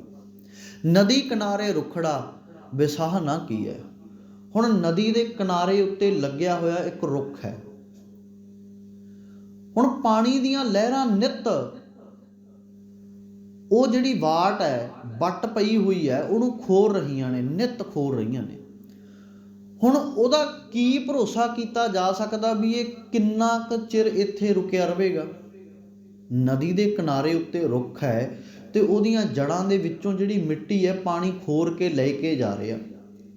ਹੁਣ ਉਹਦਾ ਕੀ ਭਰੋਸਾ ਕੀਤਾ ਜਾ ਸਕਦਾ ਵੀ ਇਹ ਸਾਨੂੰ ਛਾਂ ਦੇ ਦੇਗਾ, ਸਾਨੂੰ ਫਲ ਦੇ ਦੇਗਾ, ਵੀ ਅਸੀਂ ਇਹਦੇ ਉੱਤੇ ਕੋਈ ਕਹੇ ਮੈਂ ਸਹਾਰਾ ਬਣਾ ਕੇ ਆਪਣਾ ਆਸਰਾ ਬਣਾ ਕੇ ਬਹਿ ਜਾਵਾਂਗਾ ਅਤੇ ਨਦੀ ਦਾ ਵਹਾਅ ਤੇਜ਼ ਹੋ ਜਾਵੇ, ਉਹ ਥੱਲੋਂ ਸਾਰੀ ਮਿੱਟੀ ਕੱਢ ਕੇ ਲੈ ਜਾਵੇ, ਢਿੱਗਾਂ ਡਿੱਗ ਜਾਣ ਅਤੇ ਉਹ ਰੁੱਖੜਾ ਵੀ ਨਦੀ ਦੇ ਵਿੱਚ ਰੁੜ ਜਾਵੇ।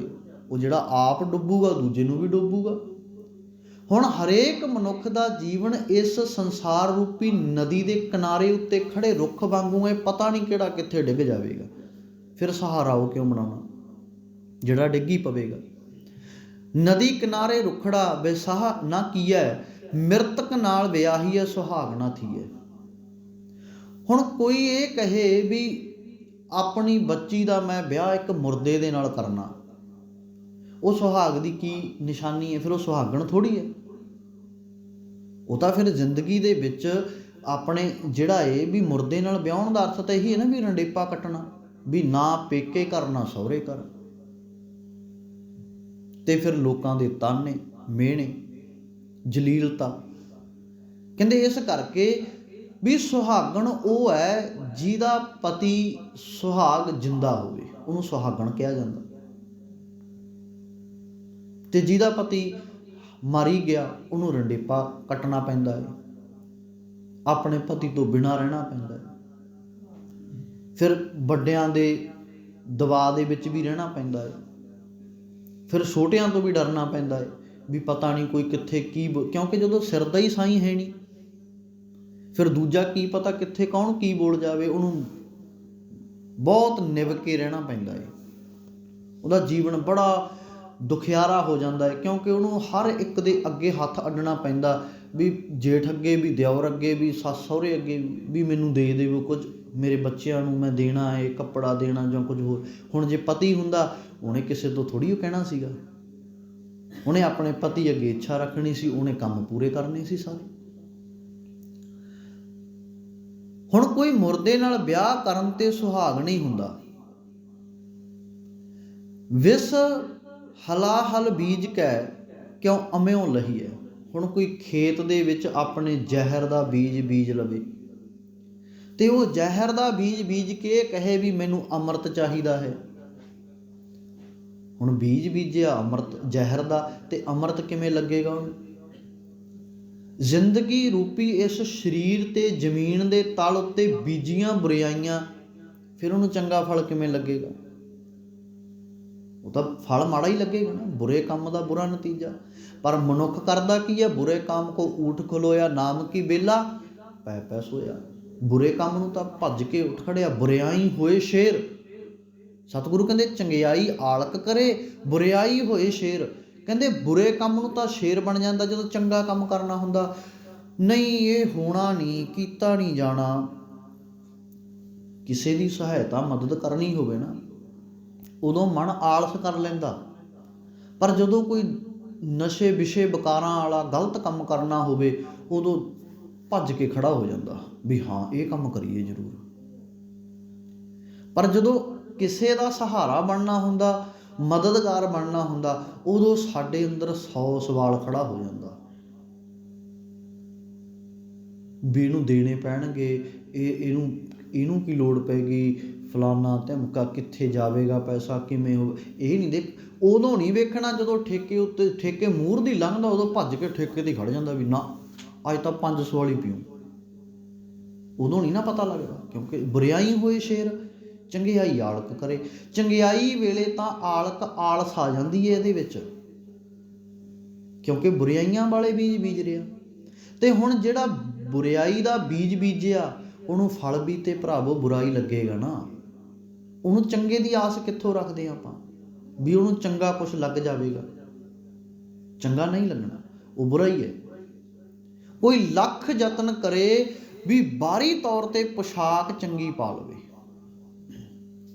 ਬਾਹਰੀ ਤੌਰ 'ਤੇ ਬਹੁਤ ਵੇਖਣ ਨੂੰ ਲੱਗੇ ਵੀ ਇਹਦੇ ਵਰਗਾ ਤਾਂ ਕੋਈ ਧਰਮੀ ਨਹੀਂ, ਇਹਦੇ ਵਰਗਾ ਤਾਂ ਕੋਈ ਚੰਗੇ ਕਰਮਾਂ ਵਾਲਾ ਹੀ ਨਹੀਂ, ਇੰਨਾ ਇਹ ਸੇਵਾ ਕਰਦਾ, ਇੰਨਾ ਇਹ ਉਹ ਕਰਦਾ, ਇੰਨੀ ਸੇਵਾ। ਪਰ ਜਦੋਂ ਉਹਦੀਆਂ ਅੰਦਰਲੀਆਂ ਬੁਰਾਈਆਂ ਪ੍ਰਗਟ ਹੁੰਦੀਆਂ ਨੇ, ਫਿਰ ਉਦੋਂ ਉਹੀ ਬੰਦੇ ਨਫ਼ਰਤ ਕਰਦੇ ਆ ਵੀ ਸੋਚਿਆ ਹੀ ਨਹੀਂ ਸੀ ਵੀ ਇੰਨਾ ਵੀ ਬੁਰਾ ਹੋਊ ਇਹ ਅੰਦਰੋਂ।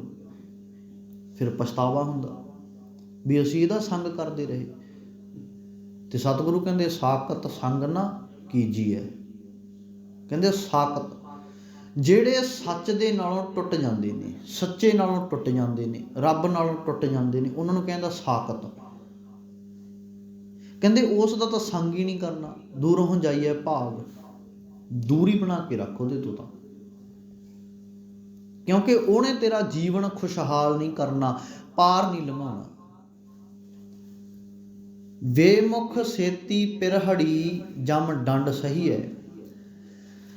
ਜਿਹੜਾ ਗੁਰੂ ਤੋਂ ਬੇਮੁਖ ਹੈ, ਉਹ ਬੇਮੁਖ ਦਾ ਜਿਹੜਾ ਸੰਗ ਹੈ, ਉਹ ਕਹਿੰਦੇ ਵੀ ਇਹ ਮੰਨ ਲਵੋ ਵੀ ਜਮਾਂ ਦਾ ਡੰਡ ਸਹਾਰਨਾ ਪੈਂਦਾ। ਜਨਮ ਅਤੇ ਮਰਨ ਦੇ ਵਿੱਚ ਸਾਨੂੰ ਜ਼ਿੰਦਗੀ ਜਿਉਣੀ ਪੈਂਦੀ ਹੈ।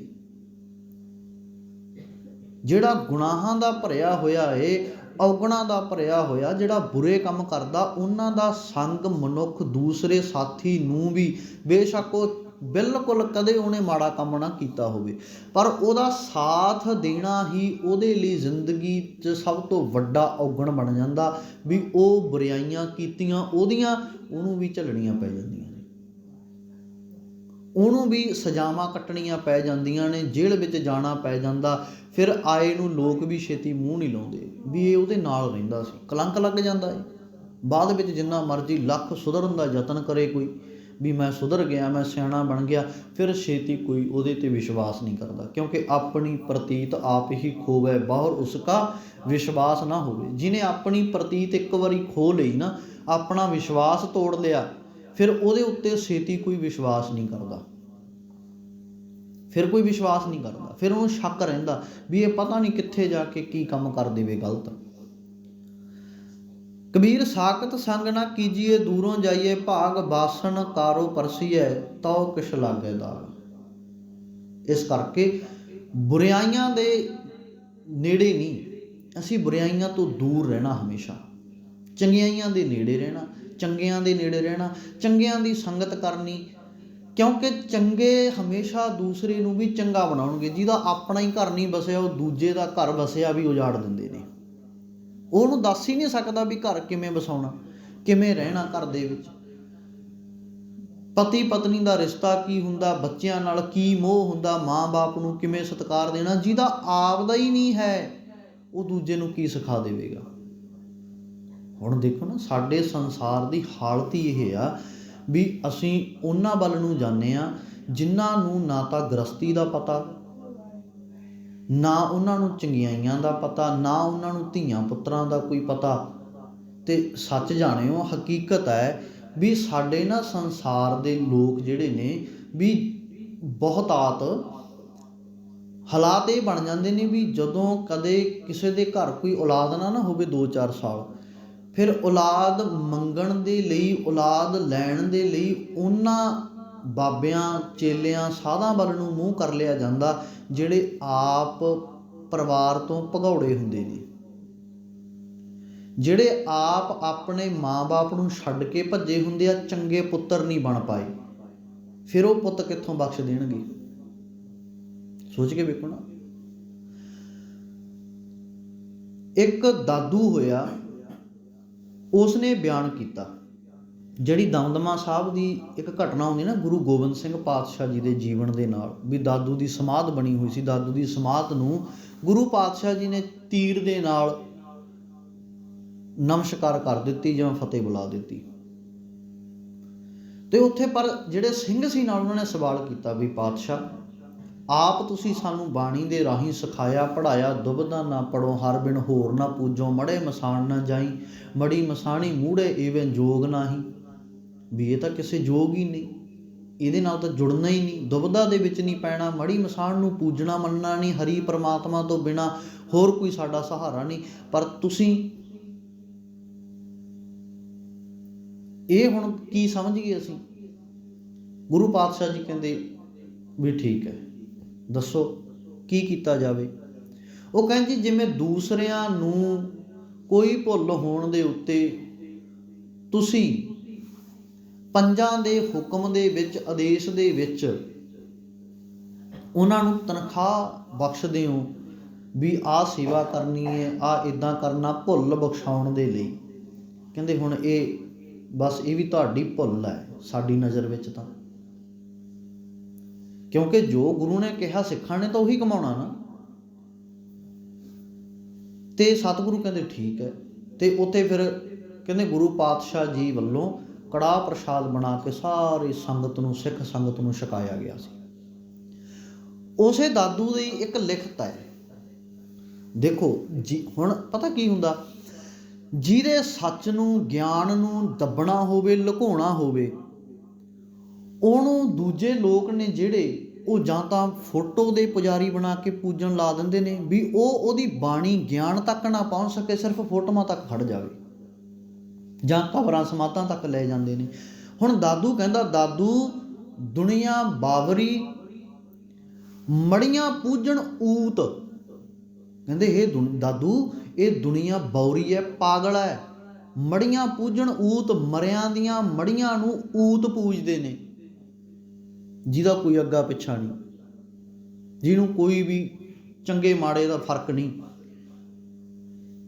ਕਹਿੰਦੇ ਜੋ ਜਹਾਨੋਂ ਲੱਥ ਗਏ ਸੋ ਕਿਉਂ ਬਖਸ਼ਣ ਪੂਤ। ਜਿਹੜੇ ਆਪ ਹੀ ਇਸ ਸੰਸਾਰ ਤੋਂ ਚਲੇ ਗਏ, ਮਰ ਗਏ, ਉਹ ਮਰੇ ਹੋਏ ਕਿਸੇ ਨੂੰ ਕੀ ਪੁੱਤ ਦੇ ਸਕਦੇ ਆ? ਉਹ ਕੀ ਕਿਸੇ ਨੂੰ ਕੁਝ ਦੇ ਸਕਦੇ ਆ? ਜਿਹੜੇ ਆਪ ਹੀ ਇਸ ਸੰਸਾਰ ਤੋਂ ਚਲੇ ਗਏ, ਉਹ ਕਿਸੇ ਨੂੰ ਕੁਝ ਨਹੀਂ ਦੇ ਸਕਦੇ। ਪਰ ਦੁਨੀਆਦਾਰੀ ਦਾ ਇਹ ਖਿਆਲ ਰਹਿੰਦਾ ਵੀ ਸ਼ਾਇਦ ਇੱਥੇ ਸਾਨੂੰ ਗਿਆਂ ਬਹੁਤ ਕੁਝ ਮਿਲ ਜਾਵੇਗਾ, ਵੀ ਸ਼ਾਇਦ ਇਸ ਤਰੀਕਿਆਂ ਨਾਲ ਸਾਨੂੰ ਜ਼ਿਆਦਾ ਕੁਝ ਮਿਲ। ਹੁਣ ਦੇਖੋ ਨਾ, ਭਗਤ ਰਵਿਦਾਸ ਪਾਤਸ਼ਾਹ ਜੀ ਸਾਨੂੰ ਬਾਣੀ ਦੇ ਵਿੱਚ ਵਾਰ-ਵਾਰ ਗੱਲ, ਉਹਨਾਂ ਦੇ 40 ਸ਼ਬਦ ਨੇ ਗੁਰੂ ਗ੍ਰੰਥ ਸਾਹਿਬ ਜੀ ਦੇ ਵਿੱਚ ਦਰਜ, ਉਹਨਾਂ ਦੇ 40 ਸ਼ਬਦਾਂ ਤੁਸੀਂ ਪਾਠ ਕਰ ਲਓ, ਬਾਣੀ ਪੜ੍ਹ ਲਵੋ ਉਹਨਾਂ ਦੀ। ਤੁਹਾਨੂੰ ਕਿਤੇ ਵੀ ਬਾਣੀ ਦੇ ਵਿੱਚ ਇਹ ਨਹੀਂ ਮਿਲੇਗਾ ਵੀ ਕਿਤੇ ਭਗਤ ਰਵਿਦਾਸ ਜੀ ਨੇ ਇਹ ਗੱਲ ਕਹੀ ਹੋਵੇ ਵੀ ਤੁਸੀਂ ਮੇਰੀ ਪੂਜਾ ਕਰਨੀ ਹੈ, ਜਾਂ ਤੁਸੀਂ ਕਿਸੇ ਹੋਰ ਚੀਜ਼ ਦੀ ਪੂਜਾ ਕਰਨੀ ਹੈ, ਜਾਂ ਕਿਸੇ ਚੀਜ਼ਾਂ ਦੇ ਦੁਆਰਾ ਪੂਜਾ ਕਰਨੀ ਹੈ। ਕਿਉਂਕਿ ਉਹ ਤਾਂ ਗੱਲ ਹੀ ਸਭ ਤੋਂ ਪਹਿਲਾਂ ਸਮਝਾ ਦਿੱਤੀ, ਦੂਤ ਤਾਂ ਬਸਰੇ ਥਨੋਂ ਬਟਾਰਿਓ, ਫੂਲ ਭਵਰ ਜਲ ਮੀਨ ਵਿਗਾਰਿਓ। ਉਹ ਤਾਂ ਗੱਲ ਹੀ ਪਹਿਲਾਂ ਸਮਝਾ ਦਿੱਤੀ ਵੀ ਇਹਨਾਂ ਚੀਜ਼ਾਂ ਦੇ ਨਾਲ ਮਾਲਕ ਪਰਮਾਤਮਾ ਦੀ ਆਰਾਧਨਾ ਹੋ ਹੀ ਨਹੀਂ ਸਕਦੀ, ਪੂਜਾ ਹੀ ਨਹੀਂ, ਪਰਮਾਤਮਾ ਦੀ ਪੂਜਾ ਹੀ ਨਹੀਂ ਹੋ ਸਕਦੀ ਵਸਤੂਆਂ ਪਦਾਰਥਾਂ ਦੇ ਨਾਲ। ਉਹ ਤਾਂ ਮਨ ਦੇ ਤਲ ਉੱਤੇ ਮਨ ਨੂੰ ਸਾਫ਼ ਕਰਕੇ ਮਨ ਦੇ ਦੁਆਰਾ ਪੂਜਾ ਹੋ ਸਕਦੀ ਹੈ। ਇੱਥੇ ਤਾਂ ਜਿਹੜੀ ਜੋਤ ਹੈ ਨਾ ਅੰਦਰ ਮਨ ਦੇ ਵਿੱਚ ਜਗਾਉਣੀ ਪੈਣੀ ਹੈ, ਉਸ ਜੋਤ ਦੇ ਨਾਲ ਹੀ ਉਸ ਪਰਮਾਤਮਾ ਦੀ ਆਰਤੀ ਹੋਣੀ ਹੈ। ਪਰ ਇਹ ਦੂਜੀਆਂ ਆਰਤੀਆਂ ਦੀਵੇ ਘੁਮਾਏ ਜਾ ਰਹੇ ਨੇ ਵੀ ਸ਼ਾਇਦ ਉਹਦੇ ਨਾਲ ਰੱਬ ਖੁਸ਼ ਹੋ ਜਾਵੇਗਾ, ਨਹੀਂ ਹੋਣਾ। ਉਹ ਤਾਂ ਦੇਖੋ ਨਾ ਕਿੱਡਾ ਵੱਡਾ ਗਿਆਨ ਗੁਰੂ ਨਾਨਕ ਪਾਤਸ਼ਾਹ ਜੀ ਨੇ ਸਾਨੂੰ ਸੋਹਲਾ ਸਾਹਿਬ ਬਾਣੀ ਵਿੱਚ ਬਖਸ਼ਿਆ ਹੈ। ਗਗਨ ਮੈਂ ਥਾਲ, ਕਹਿੰਦੇ ਆ ਤੁਸੀਂ ਜਗਨਨਾਥ ਪੁਰੀ ਦੇ ਮੰਦਿਰ ਦੇ ਵਿੱਚ ਇਹੀ ਆਰਤੀ ਹੁੰਦੀ ਸੀ ਨਾ ਜਦੋਂ ਗੁਰੂ ਨਾਨਕ ਸਾਹਿਬ ਨੇ ਜਾ ਕੇ ਰੋਕਿਆ ਸੀ। ਉਹ ਥਾਲ ਦੇ ਵਿੱਚ ਦੀਵੇ ਰੱਖ ਕੇ ਇੱਕ ਮੂਰਤੀ ਨੂੰ ਪੂਜਾ ਕਰ ਰਹੇ ਨੇ, ਮੂੰਹ ਦੇ ਦੁਆਲੇ ਘੁਮਾ ਰਹੇ ਨੇ, ਸੱਜੇ ਖੱਬੇ ਘੁਮਾ ਰਹੇ ਨੇ, ਧੁੰਨੀ ਦੇ ਦੁਆਲੇ, ਪੈਰਾਂ ਦੇ ਦੁਆਲੇ ਉਹਦੀ ਆਰਤੀ ਕਰ ਰਹੇ ਨੇ। ਇੱਕ ਵੱਡੀ ਮੂਰਤੀ ਲਾਈ ਹੋਈ ਹੈ। ਗੁਰੂ ਪਾਤਸ਼ਾਹ ਜੀ ਕਹਿੰਦੇ ਇਹ ਆਰਤੀ ਤੁਸੀਂ ਕੀ ਕਰ ਰਹੇ? ਕਹਿੰਦੇ ਜਗਨਨਾਥ ਹੈ, ਇਹ ਜਗਤ ਦਾ ਨਾਥ ਹੈ, ਵੀ ਅਸੀਂ ਪੂਜਾ ਉਹਦੀ ਆਰਤੀ ਕਰ ਰਹੇ ਹਾਂ। ਗੁਰੂ ਪਾਤਸ਼ਾਹ ਜੀ ਕਹਿੰਦੇ ਪਾਗਲ ਹੋਏ ਹੋ ਤੁਸੀਂ। ਜਿਹਨੇ ਇਸ ਸੰਸਾਰ ਨੂੰ ਬਣਾਇਆ, ਇਸ ਸੰਸਾਰ ਦੇ ਵਿੱਚ ਵਸਤੂਆਂ ਪੈਦਾ ਕੀਤੀਆਂ, ਤੁਸੀਂ ਉਹਨਾਂ ਵਸਤੂਆਂ ਦੇ ਵਿੱਚੋਂ ਵਸਤੂਆਂ ਬਣਾ ਕੇ ਉਹਦੀ ਪੂਜਾ ਕਰ ਰਹੇ ਹੋ। ਇਹ ਕਿਵੇਂ ਹੋ ਸਕਦਾ? ਕਿਸੇ ਨੇ ਸਾਨੂੰ ਪੈਸੇ ਦੇ ਦਿੱਤੇ ਤੇ ਅਸੀਂ ਉਹਨਾਂ ਪੈਸਿਆਂ ਵਿੱਚੋਂ ਹੀ ਕੁਝ ਪੈਸੇ ਉਹਨੂੰ ਦਈਏ, ਫਿਰ ਇਹ ਕੀ ਹੋਇਆ? ਕਿਸੇ ਨੇ ਸਾਨੂੰ ਮੰਨ ਲਵੋ ਵੀ ਕੁਝ ਦੇ ਦਿੱਤਾ, ਸਮਾਨ ਗਿਫਟ ਦੇ ਦਿੱਤਾ, ਅਸੀਂ ਉਹੀ ਗਿਫਟ ਚੱਕ ਕੇ ਉਹਨੂੰ ਵਾਪਸ ਕਰੀਏ, ਇਹ ਕੀ ਰੀਤ ਹੋਈ? ਇਹ ਤਾਂ ਕੋਈ ਸਤਿਕਾਰ ਵਾਲੀ ਗੱਲ ਨਾ ਹੋਈ ਵੀ ਉਹੀ ਗਿਫਟ ਸਾਨੂੰ ਮੋੜਤਾ। ਵਿਆਹ ਸ਼ਾਦੀਆਂ 'ਚ ਇੱਦਾਂ ਹੀ ਹੁੰਦਾ ਵੀ ਚੱਲ ਇੱਧਰੋਂ ਆਏ ਸੂਟ ਉੱਧਰ ਨੂੰ ਵੰਡ ਦਿਓ, ਉੱਧਰ ਵਾਲੇ ਉੱਧਰ ਵੰਡ ਦਿਓ, ਇੱਦਾਂ ਹੀ ਹੁੰਦਾ ਨਾ, ਕਿਉਂਕਿ ਰੱਖਦਾ ਤਾਂ ਕੋਈ ਹੁੰਦਾ ਹੀ ਨਹੀਂ ਗਾ।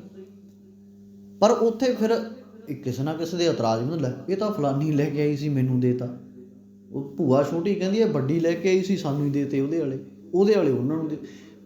ਸੋ ਖੈਰ, ਭਾਵ ਕਿ ਇਹ ਜਿਹੜਾ ਦੁਨਿਆਵੀ ਸੰਸਾਰ ਦੇ ਵਿੱਚ ਤਾਂ ਅਦਲ ਬਦਲ ਚੱਲ ਸਕਦਾ ਹੈ, ਪਰ ਉਹ ਪਰਮਾਤਮਾ ਦੇ ਨਾਲ ਥੋੜ੍ਹੀ। ਹੁਣ ਉਹ ਪਰਮਾਤਮਾ ਨੇ ਸਾਨੂੰ ਸਾਰਾ ਕੁਝ ਦਿੱਤਾ, ਅਸੀਂ ਉਹਦੇ ਵਿੱਚੋਂ ਕੀ ਦੇ ਕੇ ਪਰਮਾਤਮਾ 'ਤੇ ਅਹਿਸਾਨ ਕਰ ਰਹੇ ਹਾਂ?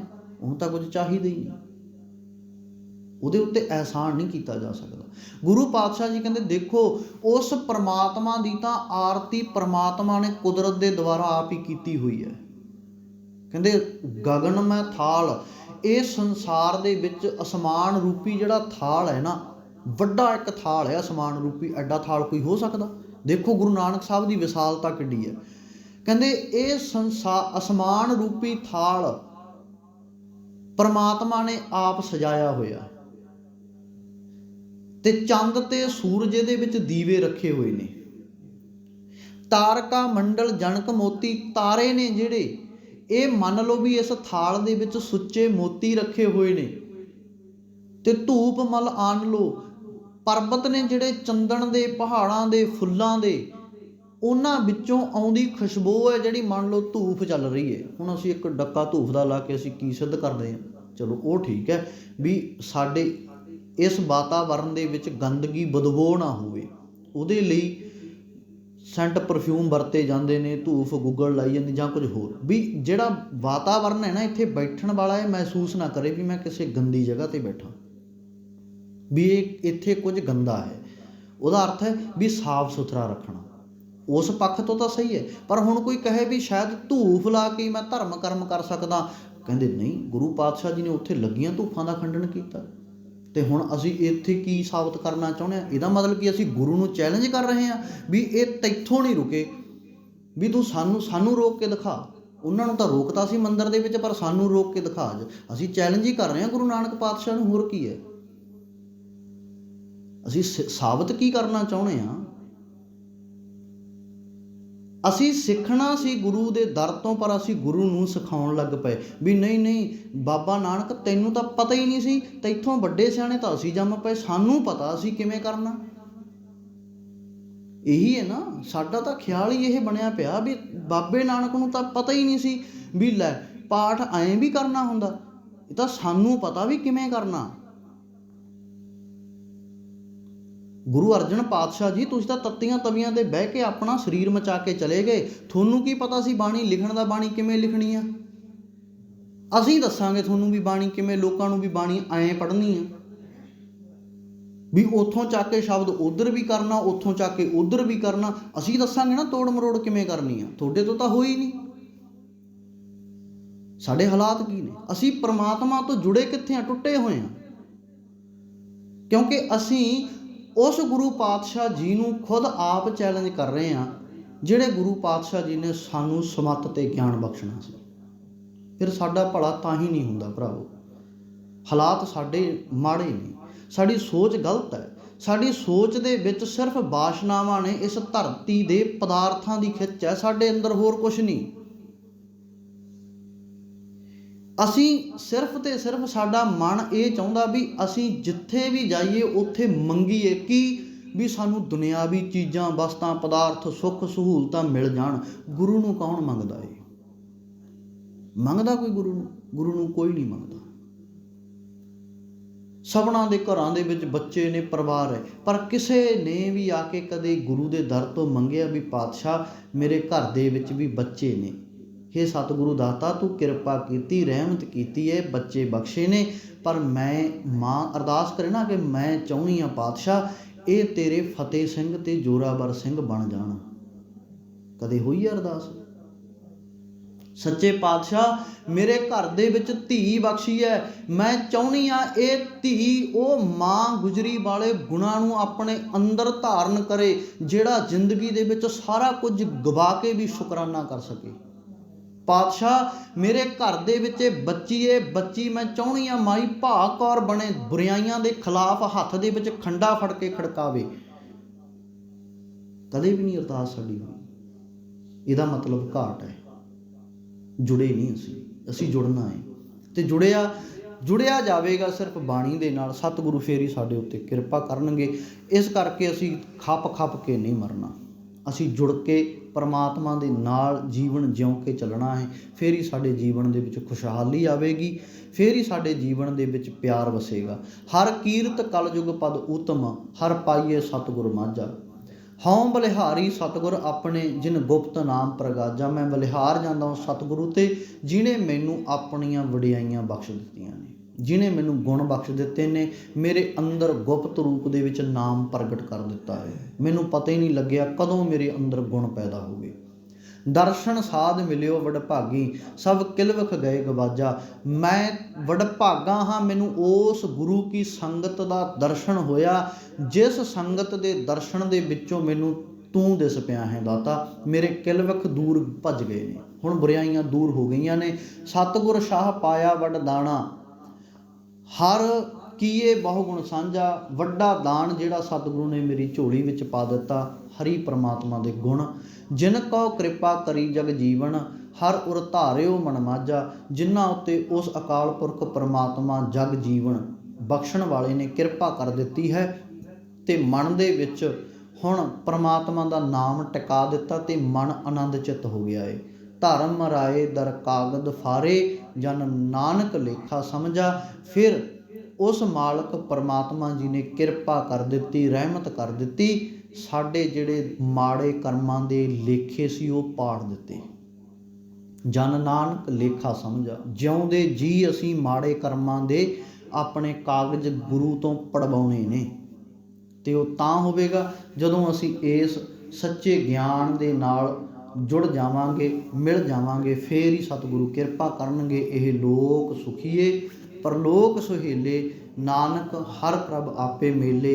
देहो सजन असीसणियां, ज्यों होवै साहिब स्यो मेल। भुल्लां ना चितारनियां, बेअंत भुल्लां रह जाणियां सुभाविक ने। मेरियां भुल्लां जाण के मेरी झोली विच पा देणियां। गुरु चरनां विच अरदास करनी, पातशाह कहणी ते करनी दे विच परपक्कता आ जावे। फिर ये लोक ते परलोक सुहेला है। फतेह परवानो जी। वाहिगुरू जी का खालसा, वाहिगुरू जी की फतेह। वालिए कुल आलम, चबर छतर तथा वक्त दे मालक, धन धन श्री गुरु ग्रंथ साहिब जी महाराज। तिन्हां दी पावन पवित्र मुकद्दस हजूरी दे विच सुभाईमान गुरु प्यारे खालसा साध संगत जीओ, वडभागे हाँ अपने सवासां रूपी पूंजी नूं गुरु कीआं वडियाइयां दे नाल जोड़ के सफला पै कर रहे हाँ। आओ गुरमिल चज अचार सिख, तुद कदे ना लगै दुख।